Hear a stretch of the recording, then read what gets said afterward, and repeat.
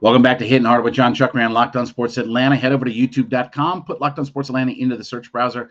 Find our page there, subscribe to it, leave us a comment. Of course, we're free and available on all your favorite podcast platforms, including Spotify and Odyssey. Download it and leave us a 5-star review, and then follow me on my personal Twitter page at JMCH316. Well, it was quite the spectacle this weekend at Truist Park. The Dodgers came in, they took 2 out of 3. Okay, Dodgers. Braves finished 2-4 against the Dodgers. Oh, panic! It doesn't really matter. Remember, by the way, last year the Dodgers, last year the Braves finished 2-4 against the Dodgers. Remind me how that ended. I can't remember how that ended. How that all worked. Anyway, so 2-4 against the Dodgers. It is what it is, and now you get ready to go kick the crap out of Philadelphia and the Bryce Harperless Phillies up there this week. I thought it was interesting, the pressers that started on Friday. I was on afternoon radio on Friday filling in, and we were, watching some of the video. We were starting to get comments and things like that. And I get it. And I think that there's a lot of raw, real emotion with Freddie Freeman. And I think in a lot of ways, and I don't think his Dodger teammates necessarily like this, because I'll mention Clayton Kershaw's comment here in just a minute, but I think there is regret in Freddie Freeman. I think you heard a guy on Friday that wished he was still here in some ways. Now, doesn't mean that he hasn't embraced his new team, or he doesn't accept being a Dodger, or he's got all this angst or whatever like that. But I think that there is a idea of his management, his agent, if you will, because it's an agency, his agent, if you will, screwed up. They dropped the ball. Now, by the way, what's also going to be fascinating is this agency is also the people that represent Dansby Swanson. This was going to be Freddie Freeman's final contract as a Major League Baseball player. And I said this from the start, that this was the big deal for Freddie. Let me get one last deal to take me to almost 40, and that's it. And I believe that the whole time. It's kind of playing out, and that's why he got all the years and everything, 5-6 year minimum out of all of it. I thought he maybe would hold out for another year, but 5-6 year minimum, right? Doesn't matter what he's going to be 5 years from. Doesn't matter. He wanted one more lifetime deal. And I think he thought for sure that was going to be with Atlanta, and that he would not leave this organization coming off a World Series. Let's get this thing done. Well, his agent and this and that, they backed up lay no corner, and it all went haywire, and now he's a Dodger. But I think you saw on Friday, if you watched the press conference, heard the clips, this and the other, he had to get up at the start, walk out, come back. He talked about his teammates and all this kind of stuff. I think you see a guy who, I don't want to say buyer's remorse, but I definitely think he felt it for the first time of, man, I'm not here. You walk in, it's not just walking into that stadium and going into the dugout. Because when the Braves came out to LA, it's all the LA people, right? Yeah, you saw your former teammates and your manager and all this, that, and the other. But when you came back here to Truist, it's the security guys, and it's the clubhouse guys, and it's this guy, and it's the ticket guy, or this guy, or that girl, or this lady, or whatever. It's all those familiar faces behind the scenes. It's the caterer, right? I mean, it sounds silly, but it's all of those people that you see that you've had a connection with for years. And I do believe Freddie is a genuine guy. I don't think he's I don't think he's just putting on a fake, phony smile and crying and all that kind of stuff. I do believe he's genuine about it. But I think the reality of it finally hit him. And maybe this emotional dump is what he needed to get over this. Now, when I get back here in just a minute, I'm going to talk about Clayton Kershaw's comments, because I thought what he had to say was rather interesting. But first, let me tell you about my friends over at BlueNile.com. Look, it's summertime. You're out and about. You maybe find that girl. You fall in love. Okay, you want to go and get yourself a ring, and let's go ahead and make this thing for a lifetime right. No better place than to go to BlueNile.com.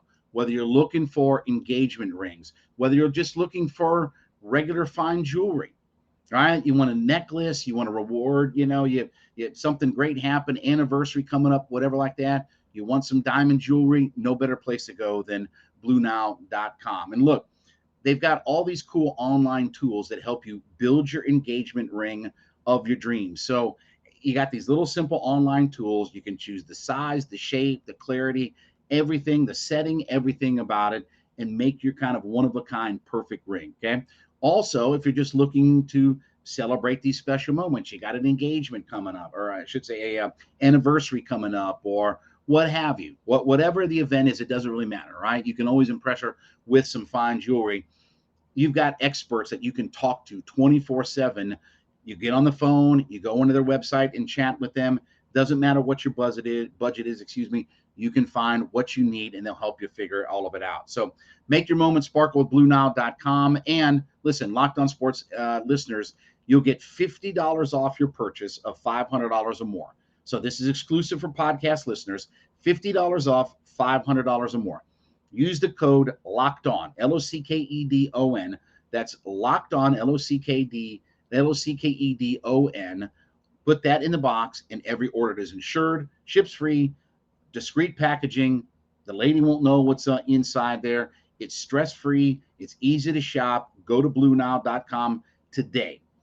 All right. Clayton Kershaw brought up comments about what Freddie had to say about some of the remorse and regrets. And he didn't really say he regretted the decision, because that would have come across as a little bit wonky for the Dodgers. But I thought Kershaw brought up an interesting point. Hey, we got a pretty good group over here too.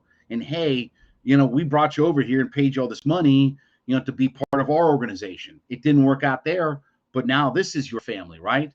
And I get that and understand that. But I think the same thing, if Clayton Kershaw came here to Atlanta, and maybe it's a little bit different because Kershaw's not in the prime of his career, but if you were still in the prime of your career, if Clayton Kershaw 4 years ago had come here to the Atlanta Braves, and the first time that they went out to LA World Series and this, that, and the other, and blah, blah, blah, blah, it'd be sort of the same thing. I never expected to be anywhere else but with the Dodgers organization. They drafted me. They brought me in. They brought me through the organization, blah, blah, blah, blah, blah, blah, blah. It's just don't always see these kinds of things. So I understand completely what Clayton Kershaw's point was. Hey, we're over here. We're your family now. We're your new team now. And I get that. It wasn't like Feddie Freeman was going to throw a game or whatever to help the Braves out or whatever like that. But there is an emotional dump when it's been like this your whole life and your whole career, and you all of a sudden come back to this special place where, remember, they were bad, for several years when he was here early on in his career. Then all of a sudden they got good, and then they became a champion. And he was a big linchpin in all of that happening. I think that there is an emotional dump that has to be expected out of all of this. But I also think at the same time that once you get all of that out of you, then you can move on. So if for this weekend it meant that Freddie had a lot of emotional tie-in to the Braves to get this out of him, that'll make the Dodgers a better team in the long run. Because now he doesn't have to focus on this anymore. The Braves are not playing the Dodgers anymore. There's no more of these games. The series is over. They don't come back to Atlanta. The next time if these two teams play, it's going to be in October. It's going to be playoff baseball. So you don't have to worry about this emotional dump or this trip coming up. I mean, don't forget, he's also coming here and getting his World Series ring, right? And his family was a big part of the community, the wife and the kid and all. I mean, there's so many. When we talked about this with Freddie about what he means to Atlanta, you saw how the crowd reacted to him. You saw even last night on the Sunday night game, standing ovation in his first at bat. They played Friday, Saturday, played last night on ESPN. First at bat, standing ovation. Everybody's up. Big applause. He had to step out of the box, tip of the cap, took off his batting helmet, right? There's still a lot of love here between these two. But sometimes you just need to get that emotional dump out of you. And I appreciate Freddie Freeman. I appreciate everything that he's done. And let me tell you, when the umpire says play ball, I want to beat his brains in. How do you like that?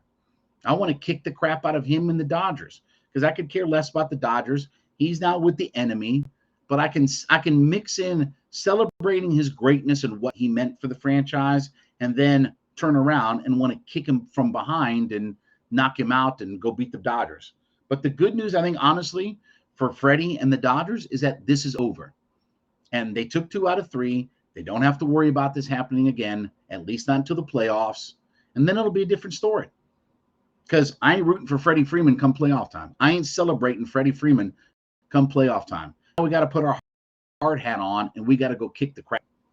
Well, thank you so much for making Hittin' Hard with Jon Chuckery your first listen every day. We want you to make our friends over at ATL Day Ones your second listen every day. That's my buddies Jarvis Davis and Tanitra Batiste talking to you about all things in the heart of the city of Atlanta. They're going to talk Braves and Falcons and Dogs and Hawks and everything else that you want to talk about here locally in Atlanta. They are free and available on our YouTube page. Find Locked On Sports Atlanta in the browser. Subscribe. Also available on all your favorite podcast platforms, Spotify, Odyssey. 5-star review us. And then, of course, follow me on my personal Twitter page at JMCH316. Back with you tomorrow. It's been Hittin' Hard with Jon Chuckery on Locked On Sports Atlanta.